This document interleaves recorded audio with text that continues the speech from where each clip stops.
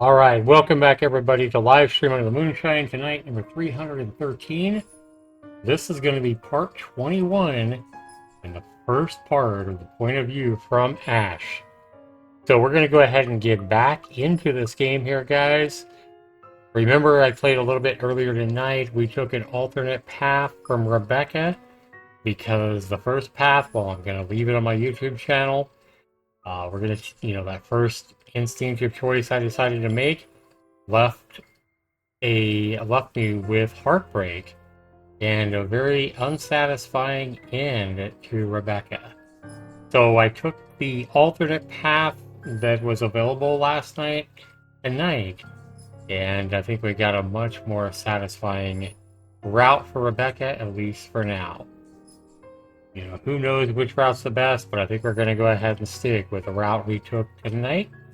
And if you missed both of those, both paths are available in episode number 20, live stream of the Moonshine number 312. It's on my YouTube channel right now. Both paths are right around 30 minutes in length. So tonight, guys, we're going to go ahead and start part 21, live stream on the Moonshine episode number 313, with our first look at Ashton. And we're going to get his point of view and see what's going on with him, see where he's at. And we also want to see what happened to Zachary. Remember way back in episode number 302, guys, when we was playing the part and the point of view of Zachary. Really good guy, really likable character. He had went to the Immigrant Mansion looking for Ashton. Worried that Ashton might be there and worried that he might be in deep trouble. So he went up there early in the morning on a Sunday morning, basically got the door slammed in his face by Luke, called every name in the book, yada yada, and then he stood up there wanting to know what he would do, and he was just about to leave when all of a sudden he heard a woman scream and cries coming from an open window in this mansion. And Zachary, I made a choice to jump in to the window, trying to play what I felt like he would do in that situation. And all we know is that the butler of the mansion found him, called him some dirty names, and punched him out a couple of times and knocked him flat out unconscious. So Zachary, at least as far as we know, isn't dead, but the last time we saw him a long time ago, he was knocked the hell out by the butler, or at least what we think is the butler, way back in episode number, live stream of the Moonshine number 302. Guys, this has been a riveting visual novel. This is probably the best visual novel, or one of the best that I've ever read. It's definitely the best horror visual novel I've read after all these years, and trust me, I've read quite a few of them. So we're going to go ahead and jump back into Ashton's point of view. I'm wondering if we find out what happened to Zachary from Ashton's POV. So let's go ahead and get into it, guys. We're going to go ahead and load this game file in. Remember, we only have, I believe it's Ashton, and then the part of Luke is the last chapter. So that last part being played by Luke, or being Luke's point of view, is kind of unnerving, because I've thought he's just an arrogant asshole. I mean, he's proving himself to be an arrogant asshole this entire visual novel. Ever since we was playing the point of view of his wife, Hannah, way back before we played Zachary, or no, I think it was after Zachary when we played Hannah. But no, it was before. It was definitely before we played Zachary. We was playing the point of view from Hannah, and yeah, Luke is just an a-hole. For sure. And so Hannah's a very likable character, and Luke has just been an a-hole to everybody. So it's going to be interesting to see how that point of view goes, even though I'm not really looking forward to it. It's going to be interesting to see how it does play out, and see how his point of view looks, and see how it ties everything together as the last chapter and the last point of view. I'm really surprised that it's not going to go back to the point of view to Hannah or Isabel, or somebody more likable to wrap things up. But hey, that's what it looks like. Anyway, guys, I think we missed a line here. So Ashton basically says here, parties have never really been my thing. They're always such a hassle. It takes so much time off my day. Prior plans and commitments canceled, all for the sake of playing along with others. So that's right here. Let's go ahead and progress the story. Let's go ahead as well, before we get into Ashton real much, let's go ahead and catch up on our journal, guys. We have some new entries here. A frightened Isabel Santos knocked Zachary. Tuesday, October 25th. Yeah, this is all new. Oh no, this one here is new. Rebecca. It's Rebecca. Yeah, we already saw this. Tuesday, October 25th. From Rebecca's point of view, she received a housewarming invitation addressed to her parents that morning. After informing them about it, she checked Isabel's apartment and was shocked to find that she hadn't come home that night. Because remember, Rebecca was good friends and neighbors at the apartment complex right next door to Isabel. All right, we have a new entry that we haven't read yet here. Right here it says new. Luke was seen attending the career day at St. Goretti High School for his goddaughter, where he met Rebecca again. Minutes later, a sobbing Kylie, who is a young girl, remember, with blue hair, I think it is, interrupted their conversation to report a friend crying in the girls' room. We go to October 28th. Isabella and Ashton arrived at the Salem well, having an argument about missing the BRC employees' investigation. Annoyed by the noise, Rebecca interfered and in the end asked Ashton to keep an open mind. I do remember that. That was at the apartment complex. And then we have another new one on... We missed this one on the 27th. Nope, let's take a look. Where is it? Right here. After the strange encounter at the girls' room, Rebecca tried to remain composed throughout the day. As her classes ended, she received a phone call from Mary Ann McCullough, who asked unusual things about the Immigrant Mansion. Alright, so let's go ahead and go back to the 28th. Yeah, this novel has been extremely spooky. New entry here, Friday, October 28th. As she was about to leave the party, Rebecca caught sight of a sulking Luke. She asked if the accusations were true, wanting to hear the truth from him. Luke rudely told her to not believe everything. And frustrated, Rebecca just left, but not before catching a glimpse of a shadow standing behind him. Yeah, that's when she saw the shadow of that zombie female thing. Later that day, Rebecca found Ashton waiting for her upon exiting the mansion. It irked her because he was nowhere to be found during the entire party. She demanded to know what was going on, and when he wouldn't give her an answer, Rebecca warned that they had talked about it the next day. I think if she actually said, we'll talk about it tomorrow, and you're not getting out of this. Yeah, that was interesting. So hopefully we're going to find out where Ashton was at this Immigrant Mansion party on Friday, October 28th. And then October 30th, we have a new entry. With the help of Professor Andrew Park, Rebecca was able to access the Luxembourg Library. This is in the last part 20. She was able to access the Luxembourg Library's restricted section. And in there, she discovered numerous amounts about the immigrants, all hidden from the public. Her research, however, was interrupted because she might have came across some telling clues by the zombie thing. However, takes a second here. However, when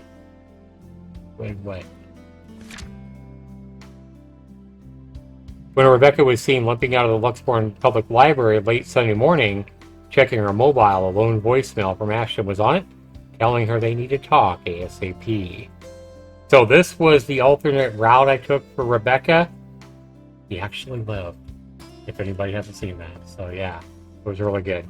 It looks like we missed one on October 25th. What did we miss?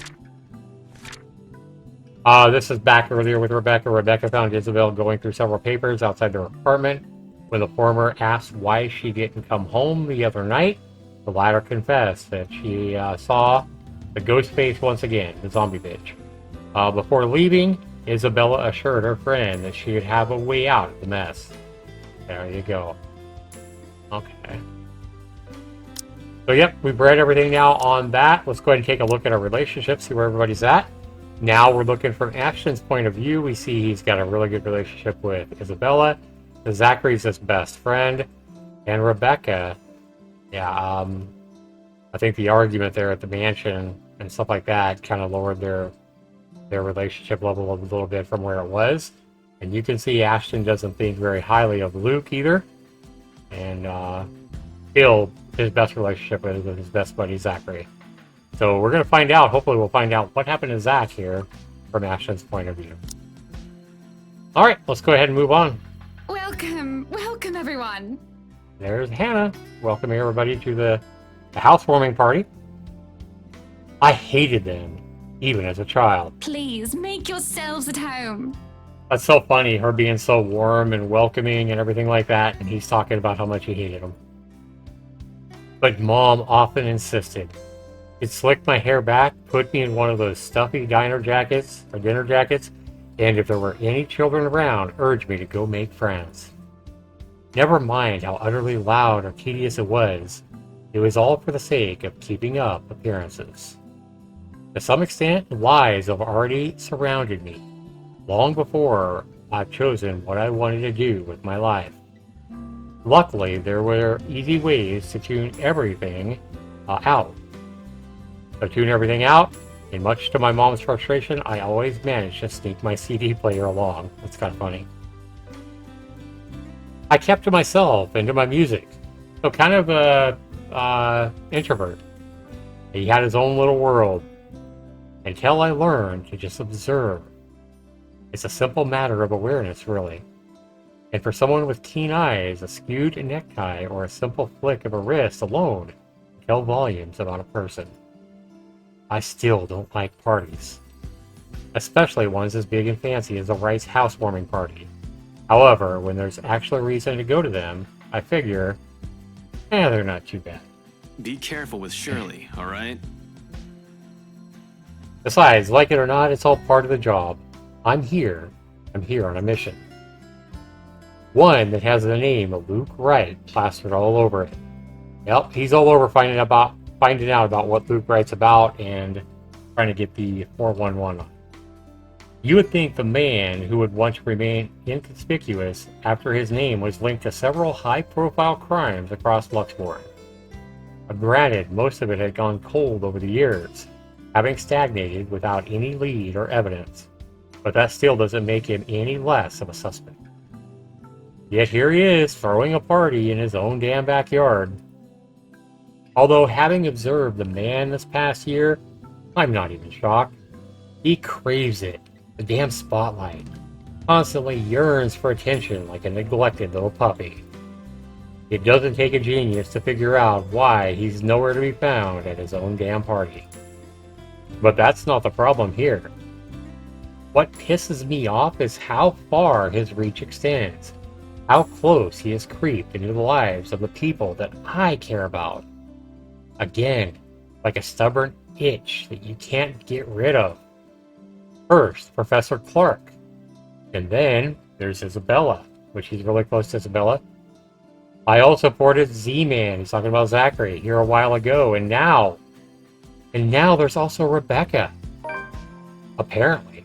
Ashton?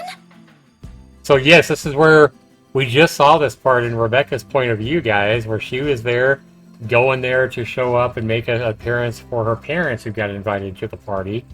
She sees Ashton there, surprised to see Ashton there, knowing that he usually doesn't go to these kind of things, that he hates parties because she's a really good friend of his. She's really close. They've been friends since they were kids.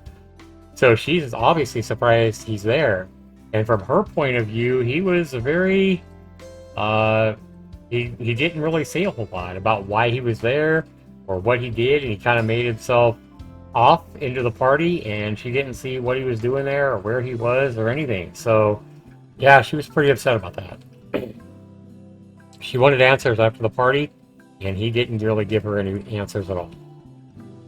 Becca, what are you doing here? Yeah, look at his surprised look. I like that. I was invited. Really? I had no idea you were friends with the host. Well, that explains things. And makes us difficult all the same. As if getting a contact among the staff to sneak a name into the guest list isn't hard enough. The guy almost ditched me last night and might have placed another setback on my investigation if it wasn't for my generous tip. And then here comes Rebecca, another person to mind. Well, it's my parents, actually. But that's beside the point. What are you doing here? You hate parties. Yeah, exactly. See, she knows him.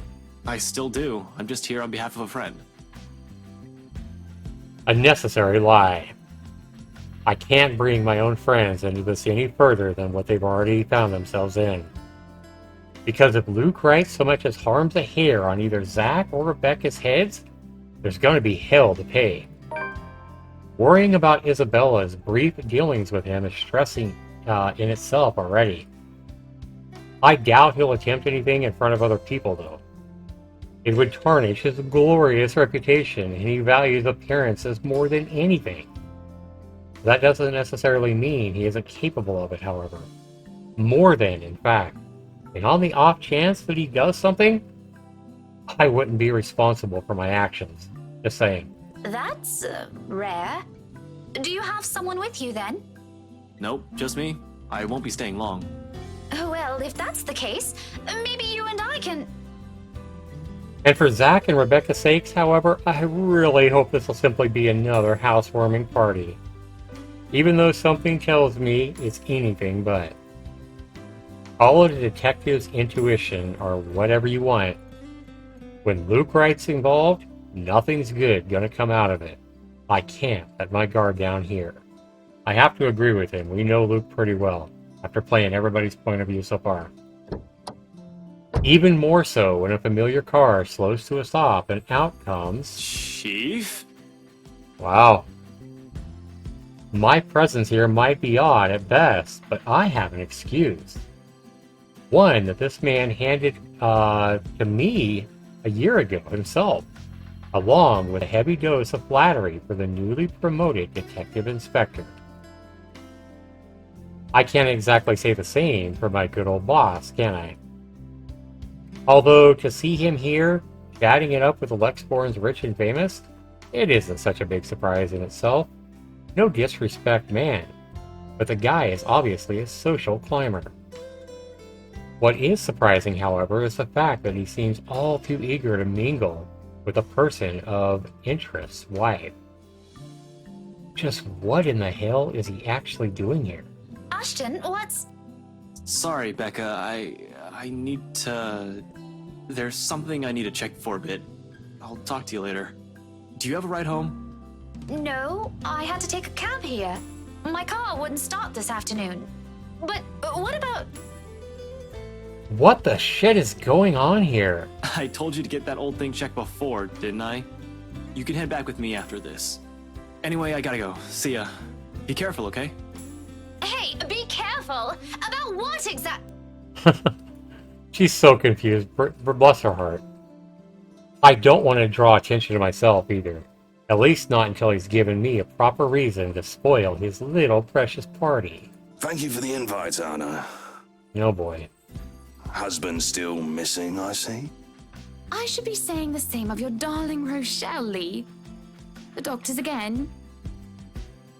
For now, the best I can do is wait and remain inconspicuous, especially with the chief here, whose motives are dubious at best. If it means having to pretend I don't know Zach and Rebecca, or forcing myself to rub elbows with people I barely know, let alone like, then so be it. I just can't involve anyone. Wandering is out of the question as well, when there are guards and civvies stationed here and there. Sure, getting past them is something I could do with ease, but I'd rather not right now. When I'm one of the few snooping and roaming about, it'd be best to try and do so once there's a crowd of people. And if their interior designers' drunken claims are to be believed... Yes, well, what about Luke? What about Luke, Chief? Should we file a missing persons report now, or do you want to wait 24 hours? He's around. You know, I can tell if someone's bluffing. It'll all come down to how it'll all come down to how well I'll play my cards tonight.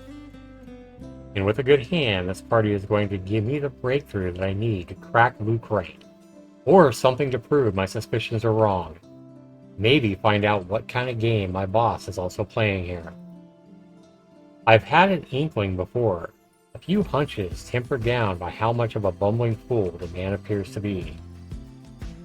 But one does not simply deal with the rights and get involved to a party they host, without wanting anything from either of the two.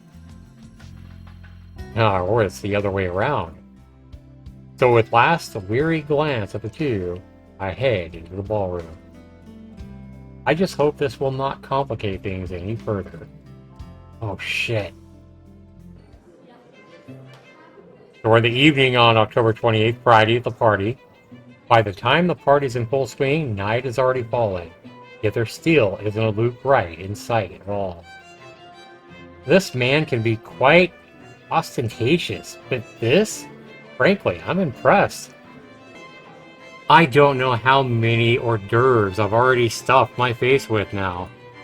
One too many, probably. The servers are already giving me a stink eye every time I saunter over the buffet table.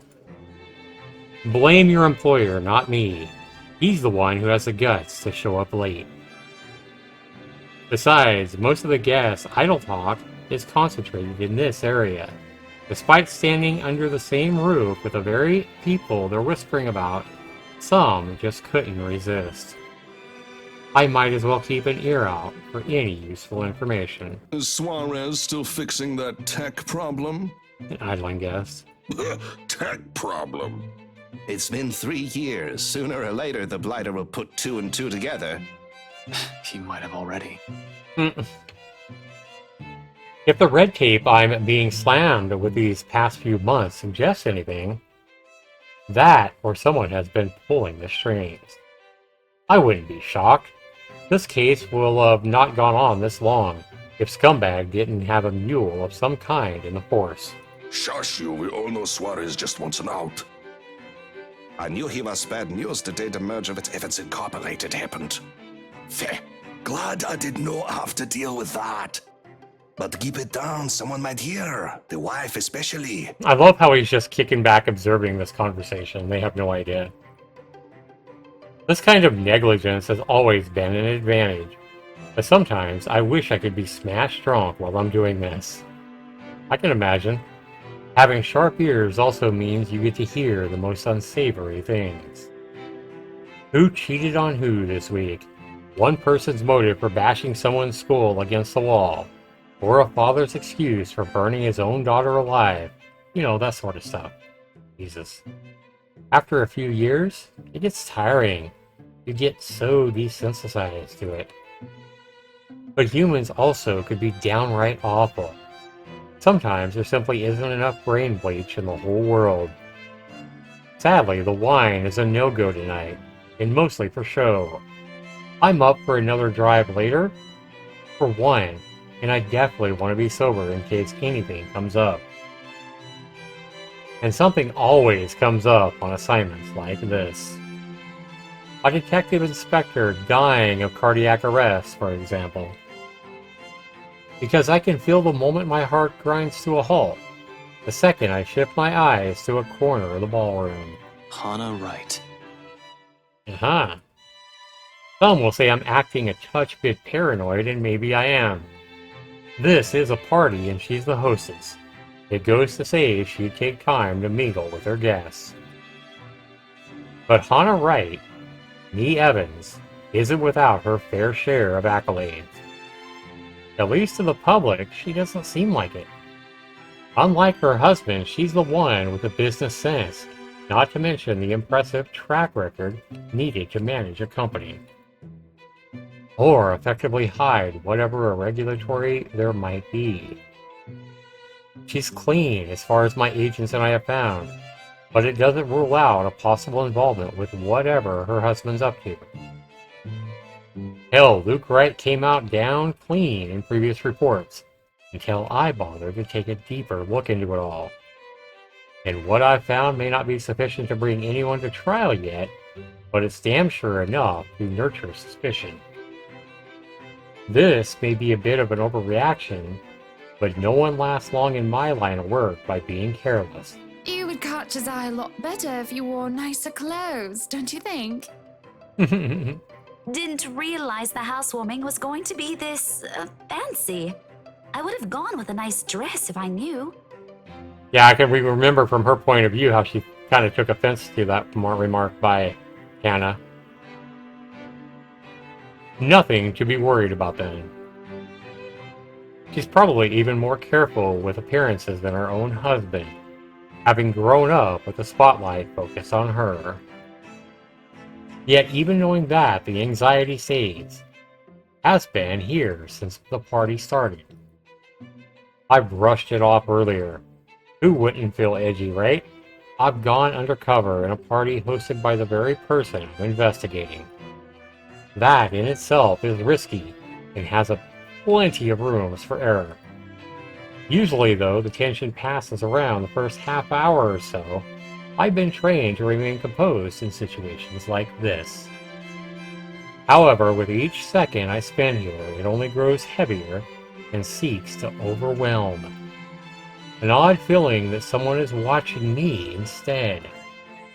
It has been like this since last week, but I should already be used to this. People would be looking at me no matter how small or big of a blip I am on their radar. And that's what they do in these things. But when the feeling of eyes burning into the back lingers longer than necessary, I've been looking around every now and then to catch the culprit. But no luck. And despite my efforts to push the sensation as far down as I can, teeny pinpricks continue to sting at the back of my head, and the ghost of a cold touch creeps up my limbs. Until my gaze switches back to Rebecca and Hannah Wright. Oh boy. Oh god, he sees it too, huh? She stands there, dark-haired and dirty, sticking out like a sore thumb. Ah, this bitch is awful. Even so, no one seems to notice. Although she's looking away from me, her mere existence here strikes. It disturbs. A sense of tunnel vision blinds while I stand shocked still and gape at her, like my life depends on making sure she stays right where she is. I feel trapped here in her presence until another guest bumps into me, yanking me out of my stupor. Only then do I realize that I've been holding my breath. And before I can figure out what the hell happened, she's gone. A quick scan of the room yields no sign of her. The party continues as if nothing is amiss. I'm not really one to judge, but I'm sure someone like that would have not been allowed in a fancy thing like this. What has the security been doing here? Are they really that incompetent for someone so distinct to easily get in without even any notice? There should have been an outcry by now, particularly from the host here, from Hannah. She's been standing almost an arm's length away from the woman, and yet she simply continues her talk with Rebecca. Oh, the professor! That is weird, and he's observing it, but he saw her, guys. He saw that thing. And your little Becky! My parents couldn't make it since they're in Scotland right now. And Mom says hi, by the way. Is there something in the food then? That I'm starting to see things? It couldn't have been the wine, though. I'm every bit as sober as when I first stepped out of my car. The hors d'oeuvre? But why would anyone want to do that? Why would Luke Wright want to do that? He's fishy, but I couldn't see why he'd ever think that it'd be a good idea to lace the food he'd serve at his own party, with someone like Chief Lee on his guest list to boot. He has been linked to narcotics trade, yep. However, that kind of tactic is just below him. That much I can tell. Unless there's a mass murder waiting to happen here tonight, which I highly doubt. So, What the fuck was that? oh yeah, even he's wondering what the hell that was. So much like Rebecca, he's probably going to play it off as his own imagination, and yeah, he's wondering if somebody laced the food with something. But there's no time to look deeper into this, even if I wanted to. Not when a telling silence comes upon the room and draws everybody's attention to the main doors of the ballroom. So we're going to see the drama moment again here, where the lady that Luke Wright got pregnant walks in and causes a scene. We remember that. About damn time. There he is. Man, he's looking to find out stuff about Good evening, ladies and gents. scumbag. Enjoying the party. Remember, that's because this is Ash's point of view. That's why Luke's name here is Scumbag. I hope I'm not too late in welcoming you all to the right mansion. I've been telling this guy for a while now. And before that, I heard stories from previous officers who tackled this case, none of which are pleasant. Mind, I'm not counting the incident with Professor Clark, yet pleasant is glossing over the gravity of it all.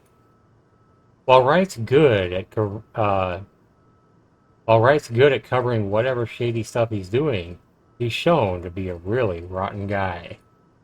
At least that's the case when he thinks none of his peers are around to judge him. I've lost track of how many counts of verbal abuse and harassment cases the guy could be penned with. Fuck, he even tried to make a move on Isabella back at the open house, right in front of his own wife. Standing in the same room as him doesn't make me want to punch him any less. Actually, the urge is even stronger. But protocols, my case, my first and foremost. My own opinion of the man shouldn't get ahead of my purpose here. If I want to put him in his place, it should be in court, with all proper charges filed against him. And I'll only be able to do that once I gather enough evidence to pin this bastard down. Welcome, one and all, to our humble abode. Tonight, if you have yet to find yourself in your roles, you are our ladies and lords of the court of your king and queen. If you would excuse my presumptuousness. Love how he laughs at himself. So, enjoy the feast that has been laid out for your senses, as we only allowed the best to be served. Enjoy the rest of your night, everyone. Suppressing my annoyance, I prepared to step away from the crowd. Amidst the cheers and claps, now is as good a time as any to move. Try and find that something the McCullough woman talked about. In the first place, I have no plans to actually shake hands with the slimeball himself. A fake smile is plastered on my face while I pretend to listen to one of my other guests gossiping about him. All while slowly itching out of the ballroom. Unfortunately, before I could get any further... Are you feeling ill, Rochelle? Yeah, we remember this. Perhaps you need to sit down and... Rich people only have two ways to resolve their mess. Either they quietly deal with it behind closed doors, or they create an even greater problem out of it, and it just blows up in everybody's faces, one way or another. Oh, fun. No! Shut it, you monster! I ain't talking to you! I'm talking to this scumbag over here! How interesting and convenient is it that she calls him the exact same thing that Ash thinks of Luke, huh? Scumbag. You bloody bastard, standing there with your smarmy smile! Not even a few seconds in, and this is already proving itself to be a big public spectacle. Why spend money on a television to buy daytime soap operas? You could just go one of these parties and see the action unfold in real life, and get free food out of it too. That's pretty funny. That's pretty damn funny, I must say. I like Ash. Really, if I were an actual guest, I'd just take this as some sort of sordid form of amusement. Watch your tongue. You're on thin ice, Rochelle. Look at Hannah's face. Where's your husband? Who even invited you? But I'm not a guest who's here for a good time. I need to focus on him even through this whole sorry tale. So I wait, I listen, and I observe. Interesting, yeah, isn't it though? There's a chief inspector's wife. Alright, so he saw that whole ordeal, and now we're going to Saturday morning. The morning after starts off quiet. Even the whole Solemnwell residence seems unusually still. The open hallway, when I step out, is devoid of tenants. No sounds coming out of the other units either. It's almost as if something's brewing on the horizon. Calm before a storm, you might say? A peaceful night's sleep still does wonders for the mood, though. I can't even remember the last time I've slept without anything urgent interrupting me. It's a nice break from all the bad news lately. If it wasn't for the insistent buzzing in my pocket waking me up, I'd sleep in. The ringing has stopped before I could move somewhere private, but sleep has also been effectively kicked out of my system by then. Pity I could use a little more rest until I have time to face the other storm. Of course, I owe Rebecca an explanation.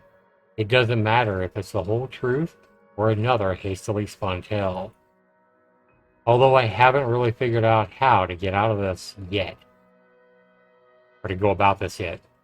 Unlike Zach and Isabella, who don't usually ask questions that are content with what little I could share, Rebecca is rather, she's quick to the trigger. It will have to be set aside for later, however. Sup, I'm Ash from Deluxe City. Baggers, watch out, can't beat me. Looking for trouble? Better not The chief's lie. name stares I'm back cool at me, dude, almost as if pretty he's fine mocking for an me. Asian guy. Sup, Sad. I'm Ash from Deluxe It would have City. been nice to Baggers, just watch chill out, after last can't night beat me. and maybe Looking half for listen to the trouble? news. Better not lie. I'm Sure, it's cool the same dude, thing we've been pretty hearing fine for an lately, Asian guy. but it still beats Sup, I'm standing Ash from outside in the Deluxe chilly City. Luxembourg morning Baggers, watch on out, the phone can't with beat my own me. damn Looking boss. for trouble? Better not lie. Sighing, I I'm a answer it, cool only dude, to get this pretty over fine with. for an Asian. Pray, where are you right now?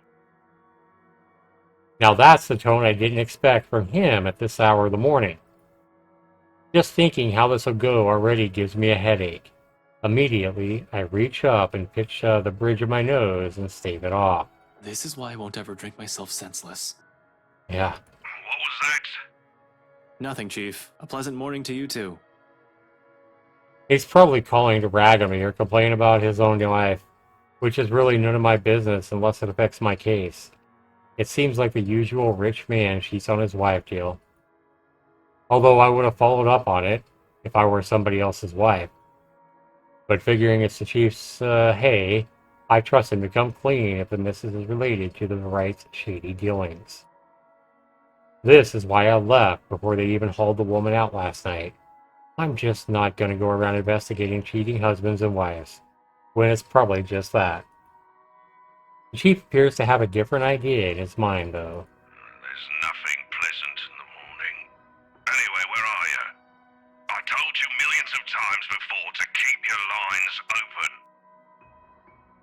He did, and not only him. Zach, Rebecca, Isabella, all of them have said the same thing numerous times in the past. But I was undercover last night. A phone call is the last thing I want to happen, when there are other things that I need to focus on at the time. Besides, we have radios and work-issued phones. Why isn't he just using those channels if this is so urgent? Just woke up, sir. As awesome as it is to hear your voice this morning, it really is early. He's like, can you let me go back to sleep, man? If you could give me a few minutes just to wake myself up, that'd be swell. No need for that. This won't take long. Is something wrong? Am I needed at the precinct ASAP? That's almost like sarcasm. Oh no, everything's good over there. Just look, kid. Pray. Don't take this personally, alright? You're off the Luxembourg firm case. Starting today. Oh, damn. Took him off the case. Well, I did not expect to hear that either.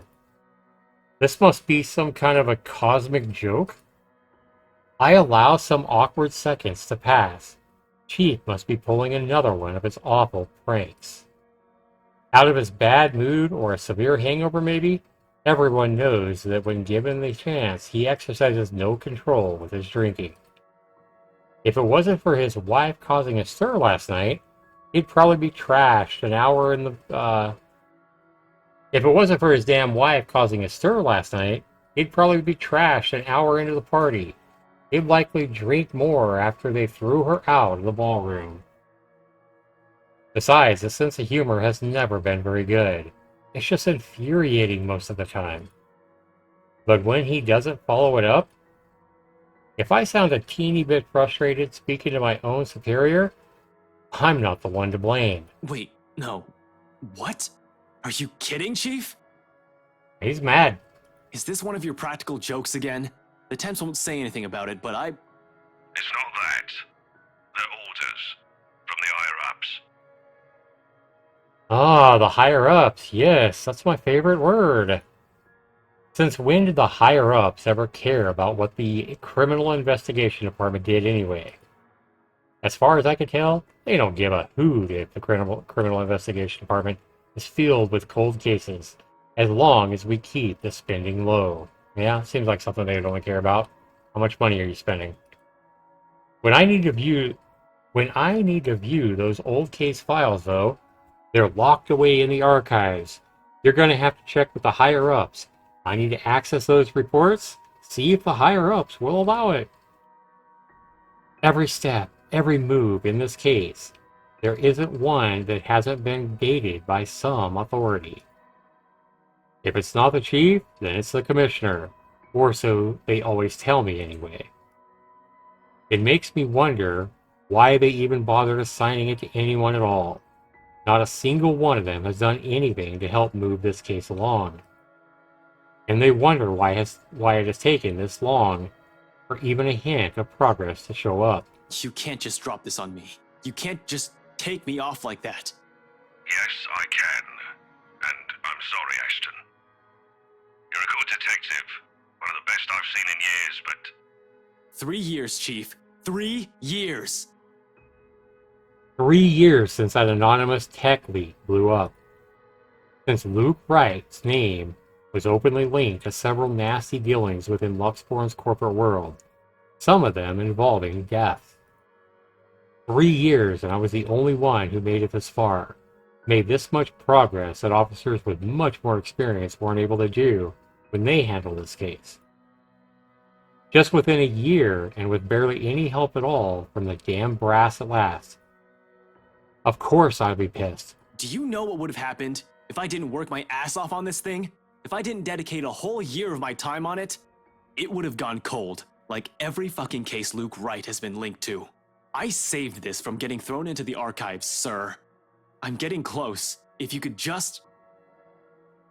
Yeah, he has every right to be mad, and he also wants to, he wants to nail, as he's already said at the party, he wants to nail Luke Wright. To put him in court and, put him away for probably all the laws he's breaking and what he's trying to catch him. He's just trying to catch him on something that he can actually put him away for. Unfortunately, cheating on his own wife isn't something that he can put him behind bars for. So yeah, I think he has every right to be pissed, especially when Luke Wright is dangerous, a dangerous man, and interfering with his best friends, the people he cares about most. He's interfering and upsetting his own friends and making their life not so peaceful. I'm fully aware of what you've done, Frey, but the Commissioner hasn't been happy with your progress. Still too slow by their standards. Oh, jeez. Too slow? Well, what about those reports I filed? I've documented every freaking thing for them. I've given you every important lead I can gather. Isn't that enough? They need results, not a bunch of research papers. Not one baseless assumption after another. Concrete proof, Frey. I'm really sorry. They've already made a decision. They're going to pass this on to someone who's been in the force longer. Someone who has more experience. Oh, that's messed up. Someone who has more experience?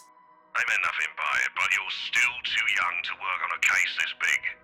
Chief, I've already done more than what those old farts ever did behind their desks. All of it, within just a year of being assigned to this. Watch your language, Frey. Those are your superiors, I think he has a good point. He has every reason to be upset. I'm not some damn rookie fresh out of training. I'm as qualified as they are. Futile, I know it is.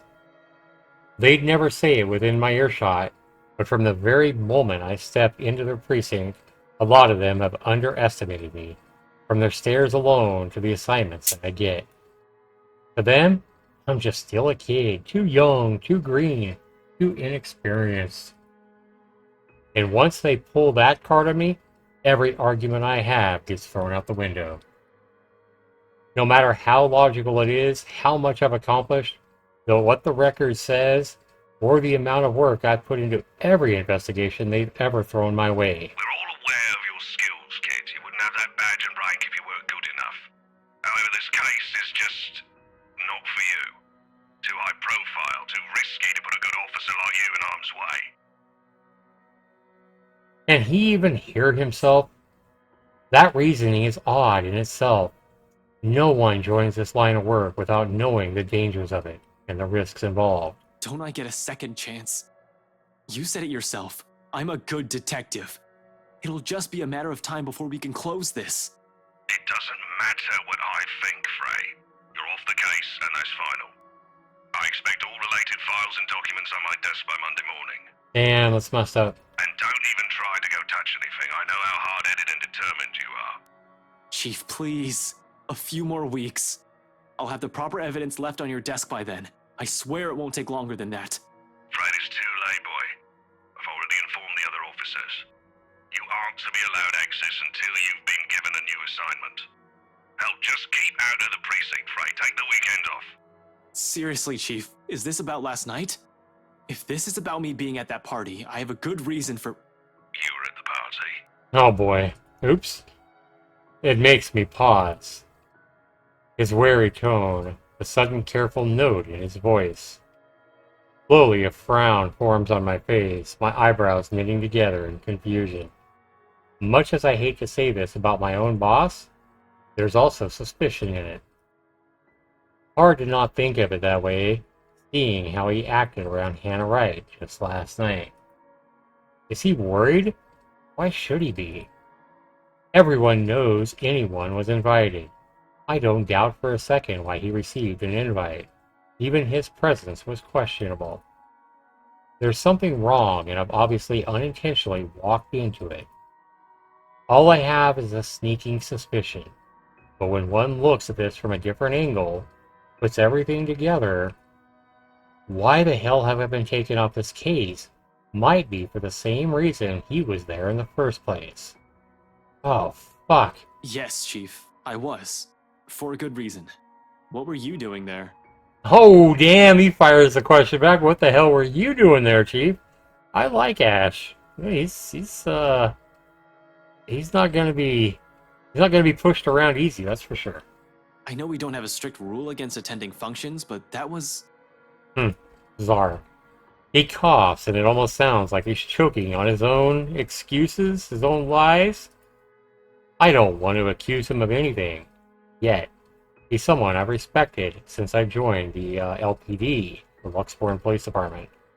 Even with his bizarre sense of humor and tendency to procrastinate. He's obviously competent enough to get the job done. He wouldn't be the chief inspector of Luxborn Police if he wasn't. He wouldn't last years in service without some track record breaking it or backing him. Unless that too is just a fluke.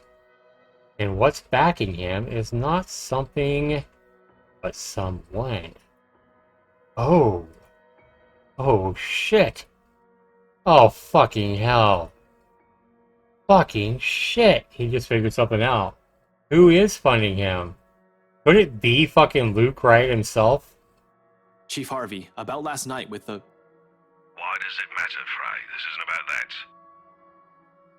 Why the hell does it matter? Why does it matter?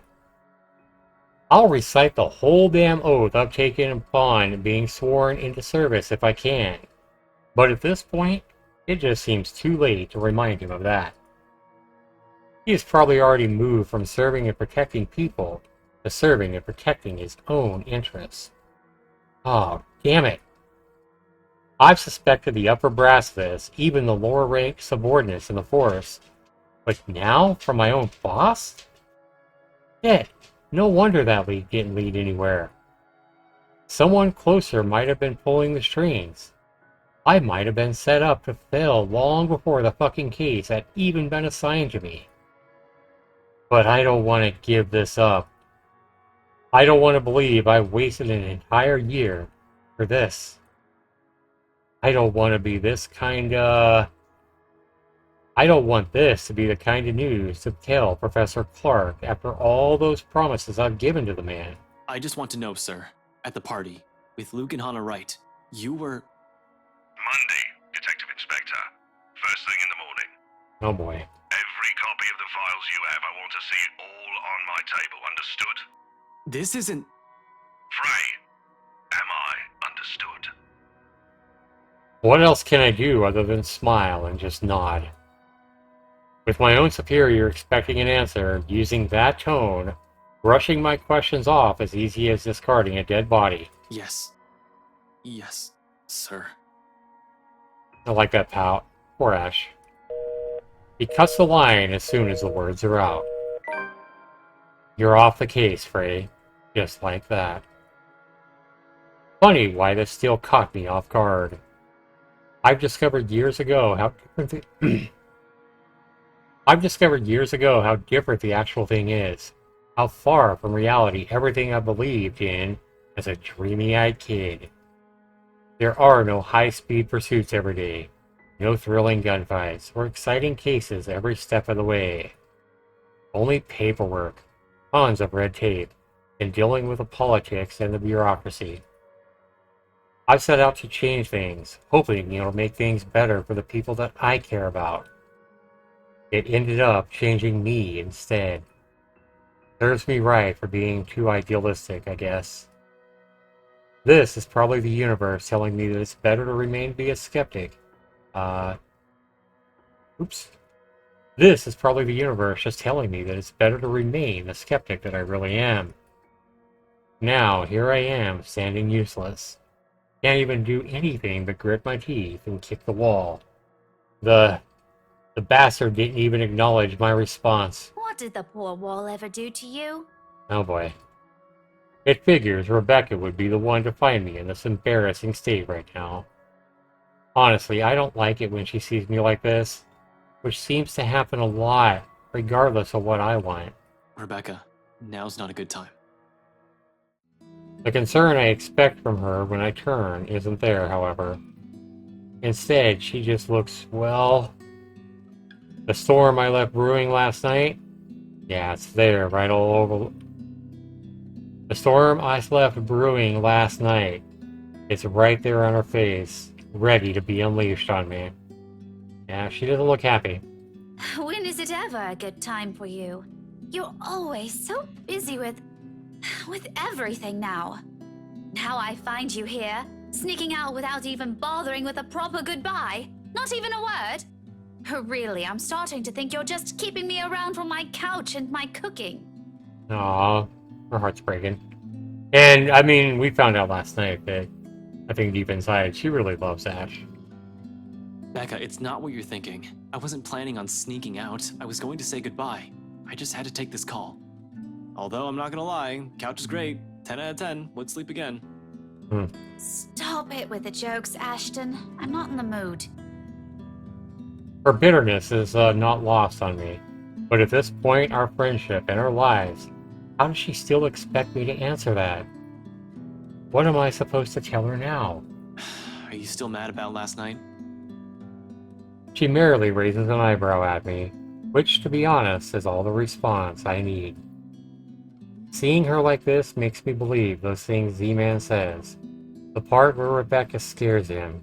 Sometimes. I've certainly seen this more than once already. But the familiarity of it doesn't really take away from the downhill turn this conversation is starting to take. Only an awkward cough serves as a way to stall. Okay, of course you're still mad. But whatever happened last night, I really am sorry. I'll apologize as many times as you want. If you want, I'd even kneel or something. Ashton, an apology is nice and all, but that's not what I wanted to hear from you today. Alright, fine, okay. Where do you want to start? Oh, I don't know. I've honestly lost track of it by your third trip to the buffet table. I wasn't... The drive up there took a bit. Can you blame me if I wanted to grab some appetizers? Oh, come on, Ash! For the whole evening? For the whole party? Please don't tell me that's all you did, because I've never known you as someone who pigs out. You even took great lengths to avoid me. Should I also mention how you ignored Zach? Sometimes I get the feeling you don't want to be seen with us in public. Some friendship, huh? You know it's not like that. It's never going to be like that, Becca. I'll ask this again. Just what were you up to during the party? What were you doing that you couldn't even take 2 seconds to make time for your friends? I couldn't even look her in the eye. It wasn't that I wanted to avoid them. I did it to keep Zach safe, and to keep Rebecca safe as well. Just in case. Client or family friend, it was still a party hosted by a person of interest. By a man accused years ago of murdering a person's wife to get what he wanted. But then she showed up, Hannah Wright happened, and Luke Wright just can't be bothered to die peacefully somewhere. All of a sudden, none of my original reasons mattered. If I was found out, right then and there, hell, if Zach and Rebecca's connection with me was found out, who knows what might have happened. But Rebecca doesn't understand that. She doesn't understand what I can and what I can't say to keep them from harm. It's all in her eyes, in the tight line of her lips, and in her furrowed brows. It's all in her eyes, in the tight line of her lips, and in her furrowed brows. The hurt. This day is just off to a wonderful start. First, my case, and now, Becca. How do I even go on about this? Stretch the truth or insist it's confidential? I think we're just going to be... Ash seems like a great guy. I think that in this situation with his good friend Rebecca here being hurt and wanting answers, I think just insists that it's confidential, and that's why he can't explain anything. It's confidential, Rebecca. I wonder how many times I've told her that same line. And not just her, my dad, my mom, Zach, and now even Isabella. How many times have I told them what essentially boiled down to mind your own damn business, to make sure they're all safe, just to keep them out of danger. My job isn't a game. It isn't as glamorous as the television portrays it to be. I had thought so too as a child. I was so clueless back then, wasn't I? But boy, did I learn. The good guys don't always win. Justice isn't always served. Investigation is not looking at a crime scene once you get a eureka moment. It's sleepless nights at the crime lab with the tech guys. It's several days wearing the same clothes with Chinese takeout scenes because I'm stalking out of a place. It's frustration when the bureaucracy hinders you from looking into a case any further, or when you know the suspect is guilty, but they get away scot-free on a technicality. It's seeing anger and pain and despair with every case. I know you have a mountain of questions, but I've told you this. I can't say much more than that. Yep, I know you... I know you have a mountain of questions, but I've told you this so many times before. I can't say much more than that. Still, the look on Rebecca's face, the resentment, the pain, it hurts me as well to think that I'm the cause of that. It's a familiar one, too. Something I've seen a lot over the years.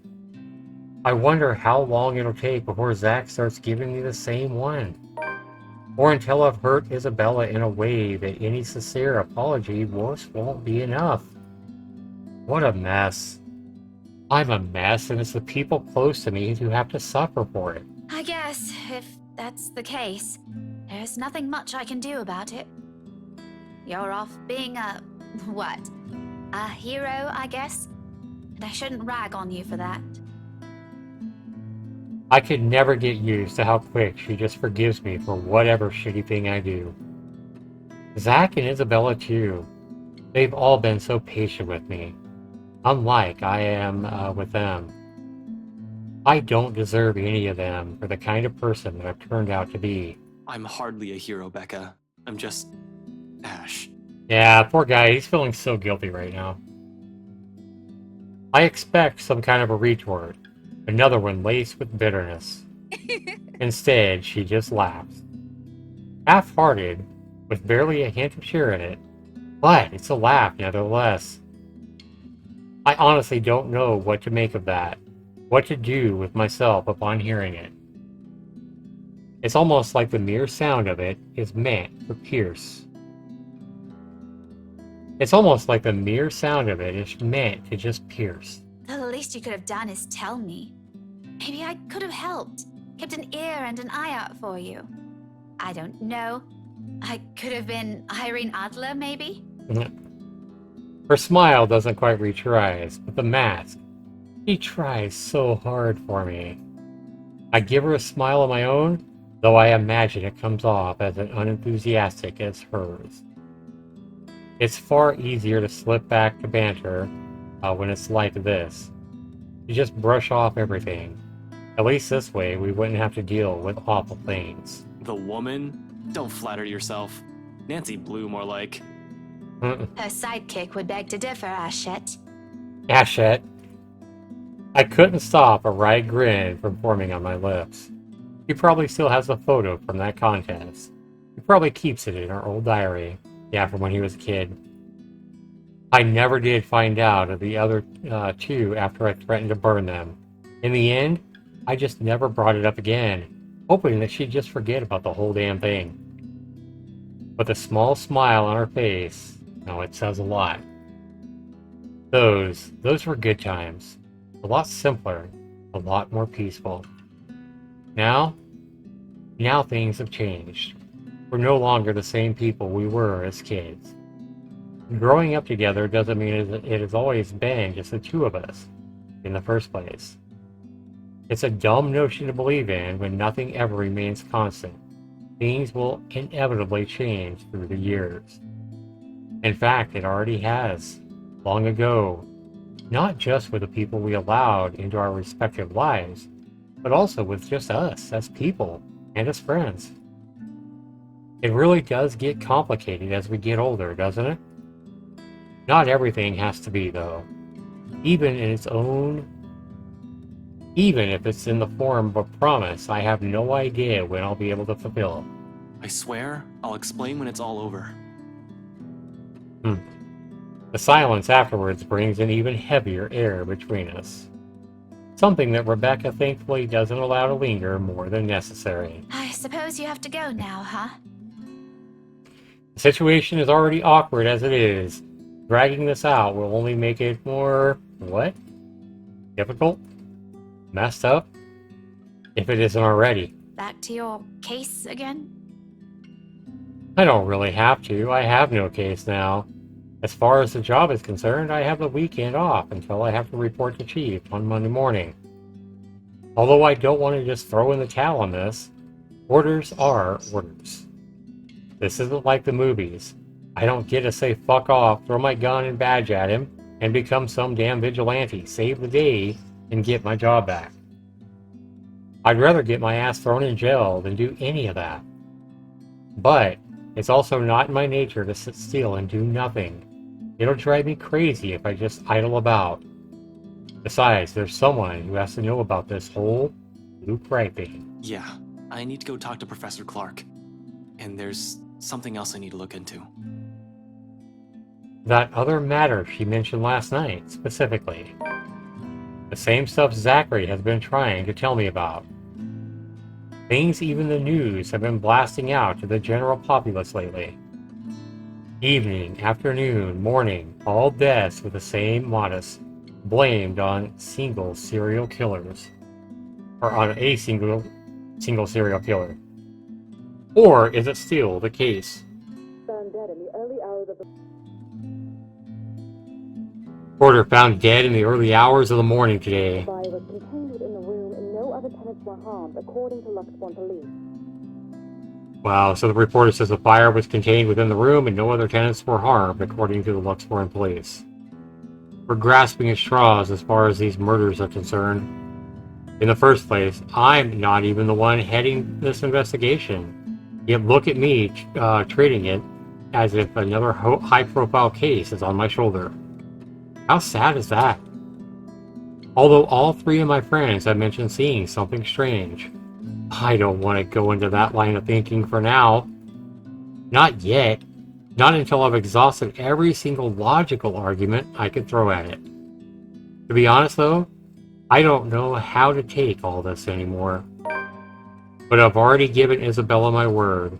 It'd bother me more if I didn't follow up on a promise that I made to her. And after Rebecca's claims last night, there won't be enough sarcasm in the world if what my friends have been telling me is true. I can already hear Isabella's laughter, in fact. Figures. What else can it be? It's not another case. It's something else. That issue Isabella mentioned yesterday morning. I'm sure you remember. You were there. Well, at least you're not neglecting all your friends. Becca, I promised her I'll... She doesn't wait for me to finish. And with a roll of her eyes, she turns around and shuts the door in my face. Ah, I have no idea what I've said this time, but she probably doesn't want to hear about how faithful you're being to Isabella when she has such strong feelings for you, bro. Just saying. I probably deserve that. Yeah, Ashton seems like a great kid, great guy, great investigator. His heart's definitely in the right place. We'll just have to fix this some other time. But then her temper's sure to have cooled off significantly. Hopefully. Alright, well that was pretty interesting. Let's see what happened to the relationship with Rebecca. It went down a little bit. And Rebecca in that conversation, still pretty damn high, but yeah, Isabella's relationship went up a little bit. Yeah. We can see he really loves Luke, right? For now, I can't laze around. I gotta attend to things that matter more. Professor Clark first, deliver the bad news. Then that issue with the BRC and Isabella. Maybe I'll also drop by Zach's, check on him, hear what he has to say. He also has read that damn letter. He has also been saying odd things about a whole bunch of photographs. Might as well, while I'm here, playing a paranormal detective? Or was it supernatural? Hell, I can't remember. Whatever, it would have hurt anyone if I tried to get to the bottom of this. If nothing comes out of this, good. Everyone can just shut up about the stupid curses, and we can finally get back on track with our lives. On to more important stuff. If there is something... Are you two done? There's a moment of confusion when I don't see her familiar ponytail about, only to find her standing behind the door of her apartment seconds later. It's Isabella, and she holds her door open, though only slightly, as if to hide from anyone who might happen to pass by. This early and on a lazy weekend, I doubt anyone would. But from the gap and what little light there is behind her, I could make out the appearance of someone who has clearly just gotten out of bed. Hair in complete disarray, eyes still heavy with sleep, and a small pout on her lips. She hasn't even gotten out of her pajamas. I look away long before my sense of decorum kicks in. We might be friends. I'll even dare say if we've grown closer over the years. But that doesn't extend beyond the bounds of propriety. Christ, even Rebecca never greets early visitors in her sleep clothes. Though maybe it's our fault that she's up this early. Still, heat makes a slow crawl up my neck, one that I quickly downplay with a solid cough. Isabella, you're up early. Almost looks like he's blushing. Lame. No, I'm not. I'm usually up at this hour. You're the one that usually sucks at getting up early. Says the person who looks like she's just fallen out of bed. Instead of the usual quip, she simply averts her gaze to some point behind her. And although it only flashes briefly across her face, an expression of hurt flickers in her eyes. It disappears the second she turns her attention back to me, though. But that moment has sent a worried twinge in my stomach. I've seen it on her plenty of times before, just never in a manner that unsettles. It feels, I don't know, it feels off this time. I didn't say anything wrong, did I? Hey, are you... Anyway, was that Becca with you? You both sound like Mama and Papa when they fight. You're awfully loud. Huh. If we get another memo from the landlady, I'm asking the guard to ban you from ever entering this place. Oh, wow. Me? Becca's the one almost shouting. Yeah, well, she lives here. You don't. Oh, damn. You have no excuse. You're the suspicious-looking person. Thanks. Glad at least one person appreciates how I pretty up this place. Don't flatter yourself. This place would be so much better without having to see your face every few days. Oh, wow. She does sound pretty bitter and mad. We know she's a good friend of Ash's. She follows it up with another pout. But her ruffled appearance, particularly how puffy her eyes are, I noticed just now takes away from the intimidating effect she's trying to show. Really, right now, she just looks more like an angry little puppy. I might have laughed had it not been given me another nagging sense that something is definitely wrong with her. What? Has she been crying earlier? That is worrying. She rarely does that. The only time it ever happened, the one time I've seen her genuinely tear up over something, I think it was after Devlin Court, the night at the bridge. I want to ask. She seems determined to keep it to herself, though. Belle, did something... About yesterday, Ash. The things we talked about. Do you think we can take a look at it today? We? I never said you're coming with me. Don't worry, I didn't forget about it. You'll be the first to know if I find anything.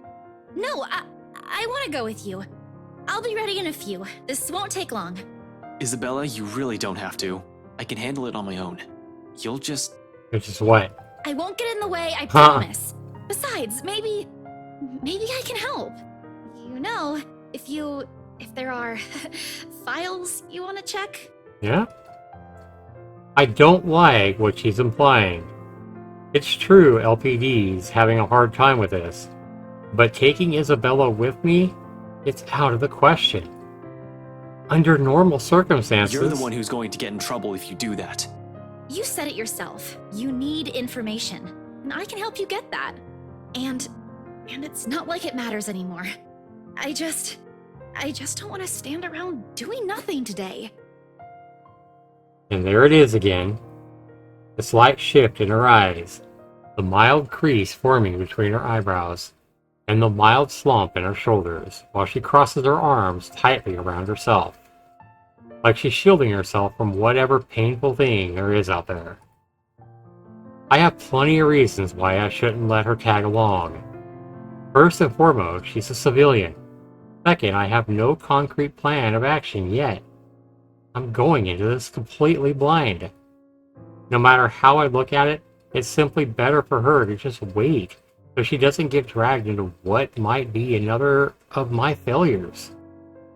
Her assumptions might be a dead end for all we know. But seeing that expression on her, hearing her speak those words out loud in a desperate, almost pleading tone, I can't bring myself to say no. So I give in, because right there, I see myself in her. The person who doesn't want to stay idle, who doesn't want to think of the problems haunting him. All right, 5 minutes. What? You're timing me? Well, I can't wait forever. I'm a very busy guy.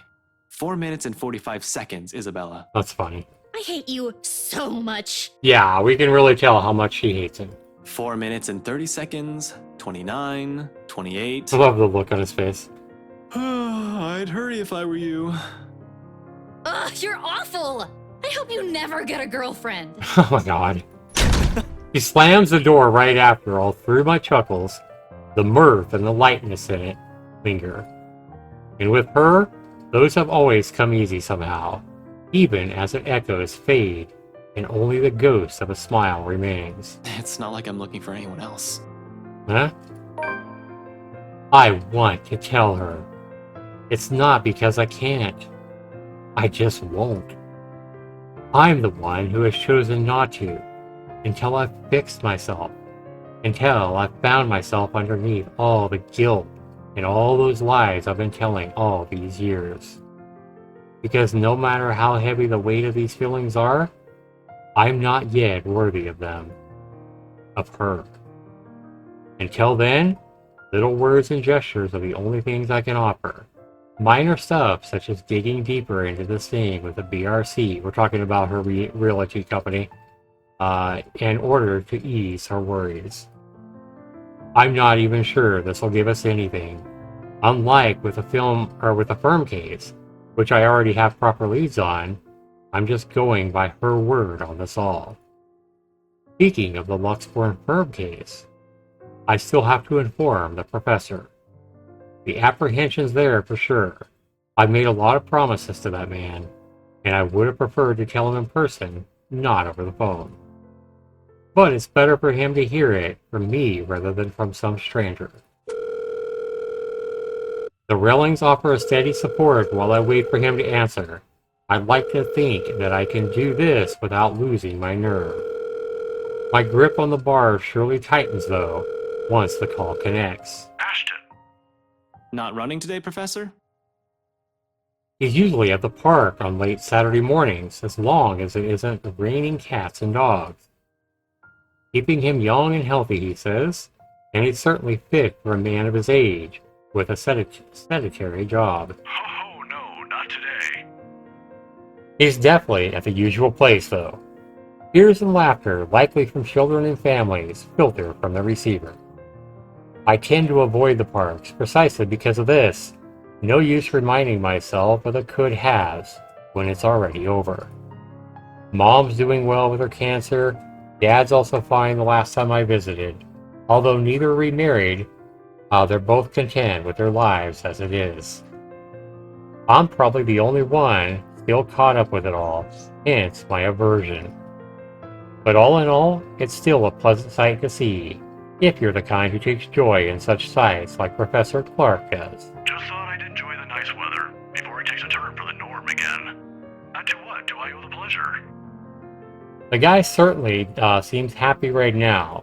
In any case, I almost don't want to break the news to him. But it's better to get this off quick as long as he doesn't shoot the messenger. He's not the type, however. Long-held resentment can change a person, even someone as mild-mannered as the professor. I was hoping to talk to you about the case. I suppose I'm just a downer today. As soon as I say those words, he pauses, and the lightness in his voice is gone in an instant. Every time we've talked about this in the past, he does that. He's probably trying to gauge the situation based on the tone of my voice. Perhaps it's a good thing I'm delivering this news through the phone. Who knows what he'll see in my face and in my mannerisms. The art of keen observation? I've learned it from this man. He probably already has an idea what this might be about, from my manner of speaking alone. You aren't in trouble, are you? And for a second I hesitate, looking at the dirt beneath my shoes. But I manage eventually.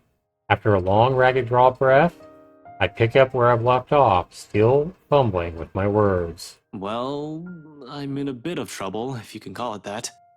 Ashton, He only assumes that tone when there's a reprimand at his heels. But I'm not in danger or anything. you've said that same excuse a million times before, Detective Inspector. That exhausted rasp in your voice tells a different story. Uh-oh, he's onto him. It's nothing like what you're thinking. Don't worry. I was taken off the Luxborn firm case. Oh boy, yep. I expect anger, frustration, maybe even disappointment. But all he gives me is a small sigh of relief. Is that so? Well, at least you aren't in danger. Liz wouldn't be too happy if she heard you right now. Liz. Aunt Liz. He insisted that I call her his late wife. A sweet-tempered woman by so many standards. They were never blessed with kids and contented herself with simply managing their bakery.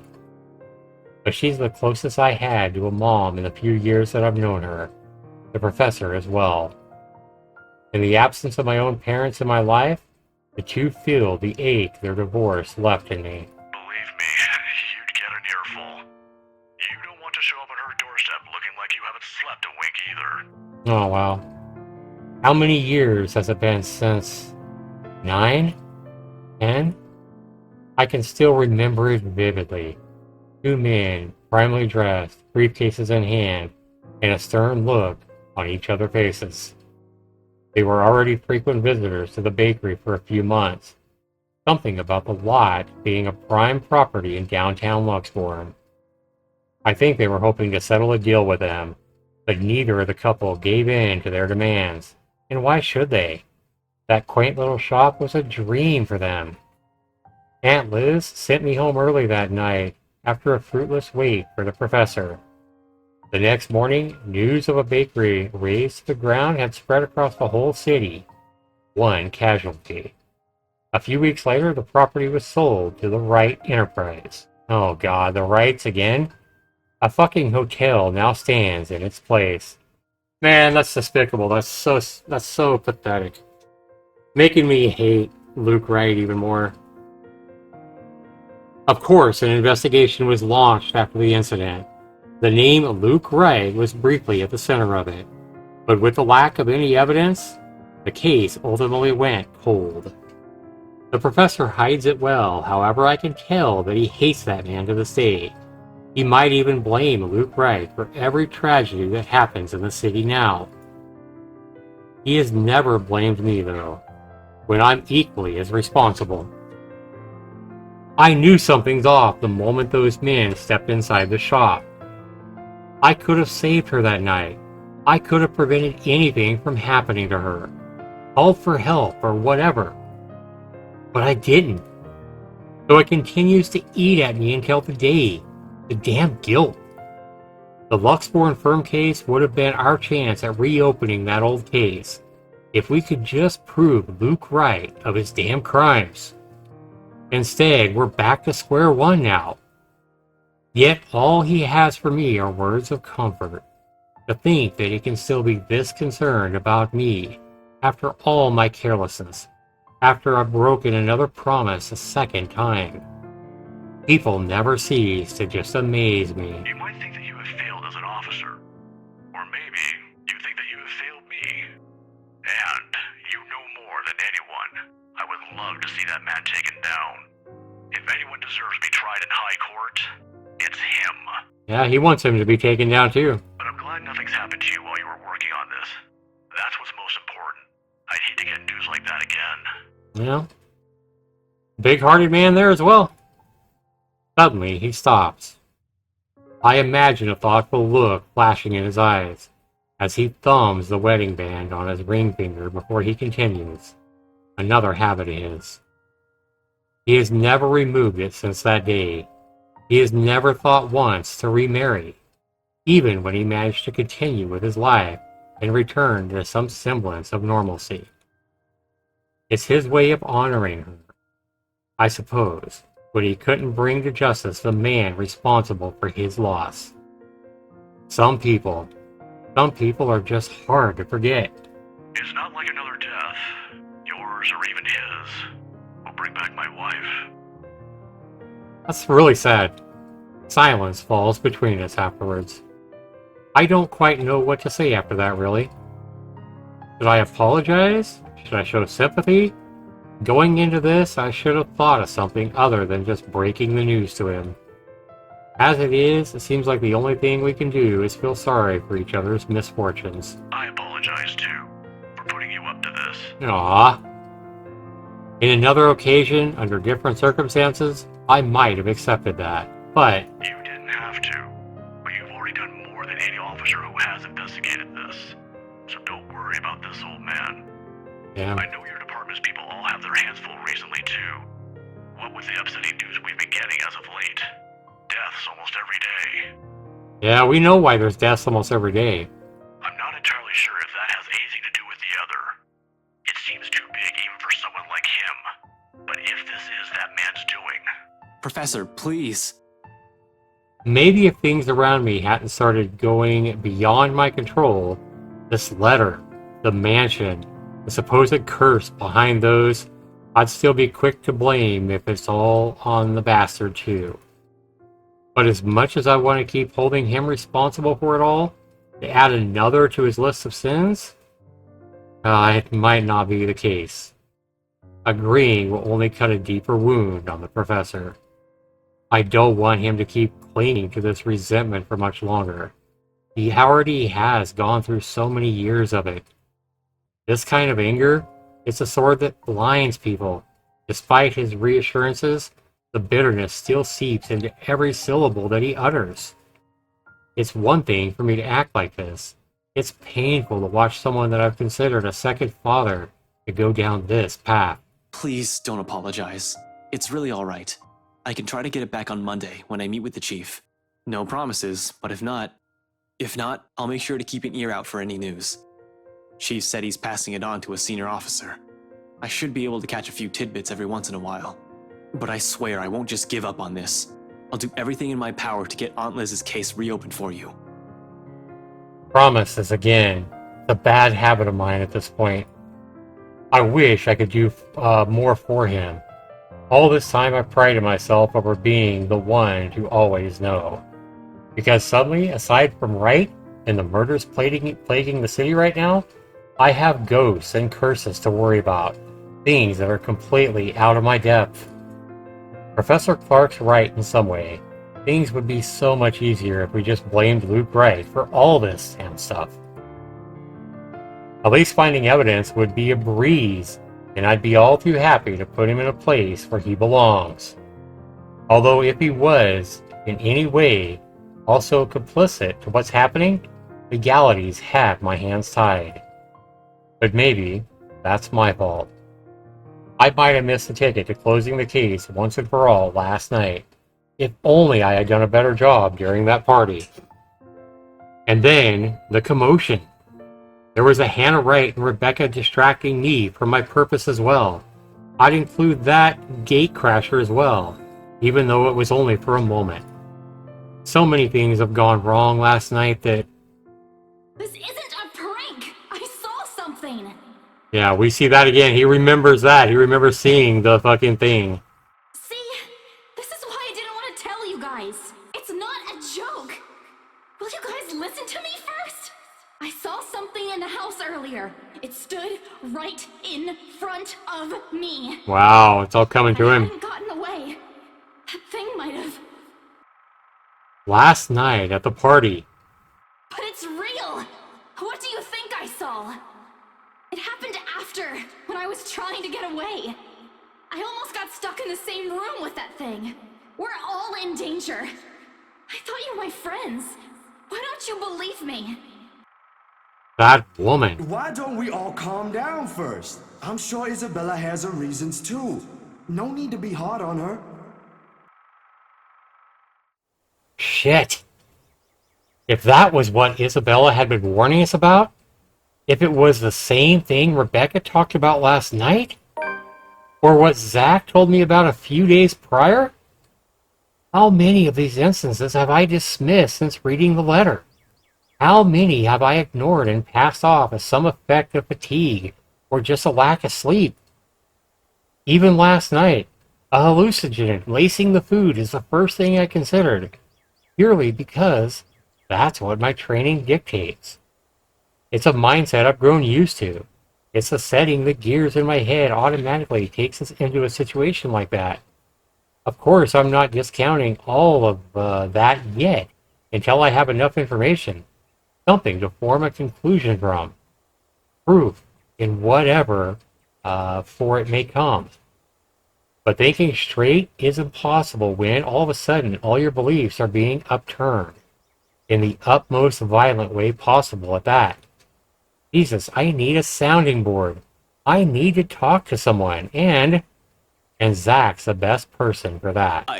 I have to go, Professor. Oh, no problem. I don't have time to stop and listen to what the professor has to say as I cut the call short. In the very same second, Isabella emerges from her apartment fully dressed and ready for the day.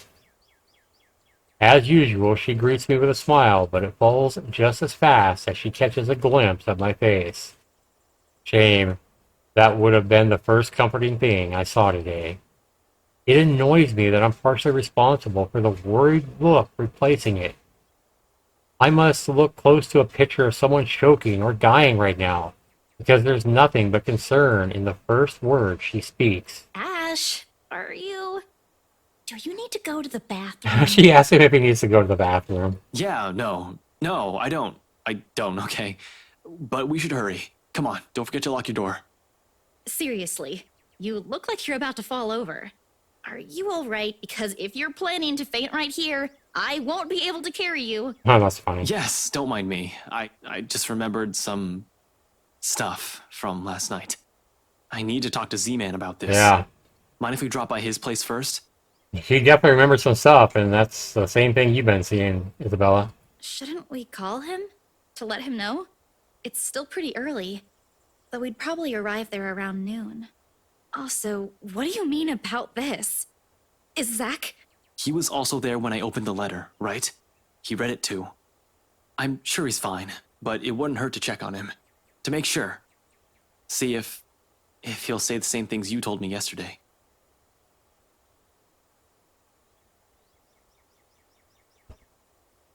If he's also been seeing these things, if it's also the same woman that I saw last night... I'm not saying there's really a curse yet, but we have to look at this from every possible angle.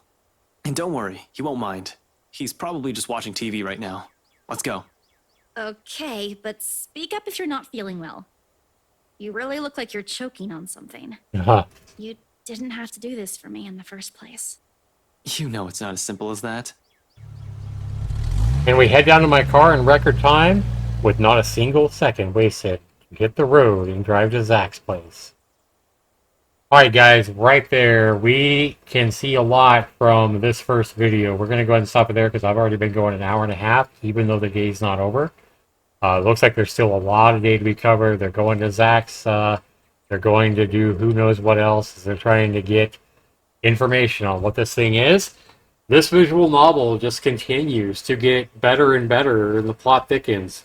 We see from this first part, though, of Ash's point of view, just how much goddamn stress he's dealing with. How much he's hurting the people that he loves and cares about the most. Just doing everything he can to protect them. And protect them from themselves, to protect them from the dangers of Luke Wright.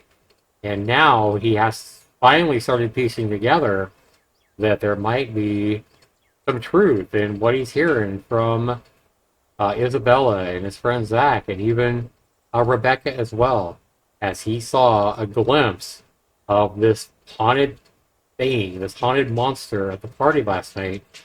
And at first, he did what most people would do if they saw something that crazy.